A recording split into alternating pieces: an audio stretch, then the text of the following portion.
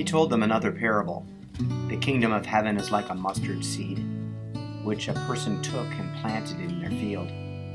Though it is the smallest of all your seeds, yet when it grows, it is the largest of garden plants and becomes a tree, so that the birds of the air come and perch in its branches. Jesus started his church with 12 disciples. Hagen Lutheran Church started with only 4, Harry and Hazel Moon, and Jerry and Lois Kleiner. It was a Sunday evening in August of 1959 when they called Pastor Bill Neese in Detroit, Michigan. He was the chairman of the Board of American Mission for the American Lutheran Church. Little did they know that he was also the pastor of their future leader, Pastor Ron Dingle. The reason for their call was that they were Masons not welcome at the other Lutheran church in town and wanted to start their own. With his assistance, they formed a steering committee. Their first worship service was on the first Sunday of January 1960 in the recreation room of Moon Hill Apartments, just 2 miles from here on Spanish River Boulevard. 21 people were in attendance.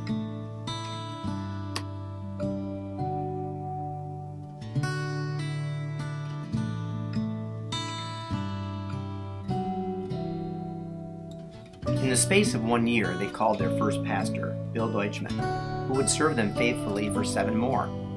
They bought 4.5 acres of land for the exorbitant price of $30,000. They broke ground for their first sanctuary, which is still at the heart of our campus today.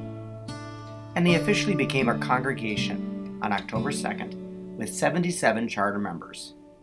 Dr. Arvid Peterson, Sr., is our last surviving charter member. They dedicated this sanctuary on January 29, 1961.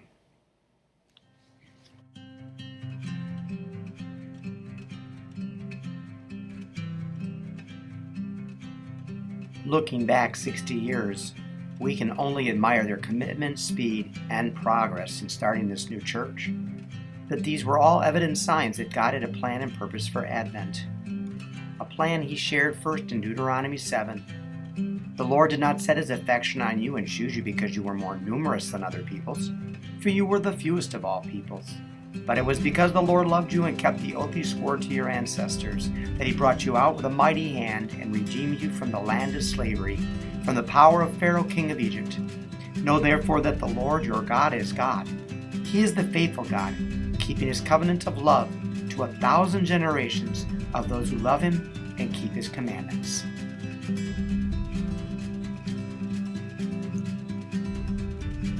The leaders of Advent saw the growth of the community and made plans for a larger sanctuary. But it was God's faithfulness that raised this beautiful building to the sky. Advent felt the need for quality Christian education for infants to 8th grade. But it was God's faithfulness that provided schools that have blessed thousands of families for 50 years.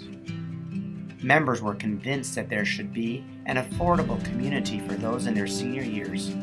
But it was God's faithfulness that built and sustains Advent Square to this time.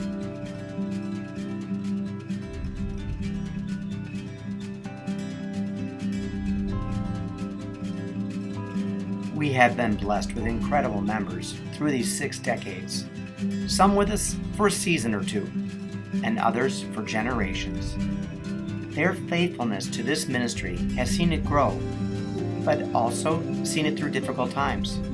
Their commitment and loyalty has shown the faithfulness of God to us all.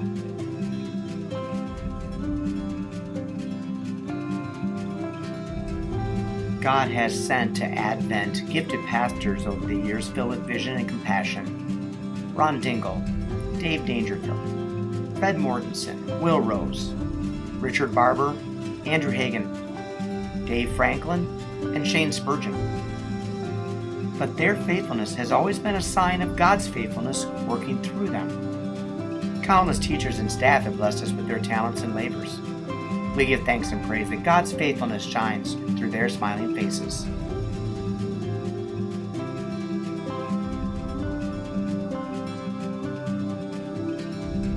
God has shown his faithfulness in allowing us to grow this ministry beyond Boca Raton to include Haiti, the Bahamas, India, Bangladesh, and as far away as Lantana. None of the 21 people who gathered the first time to worship could have imagined the impact that God would make through their mustard seed of faithfulness.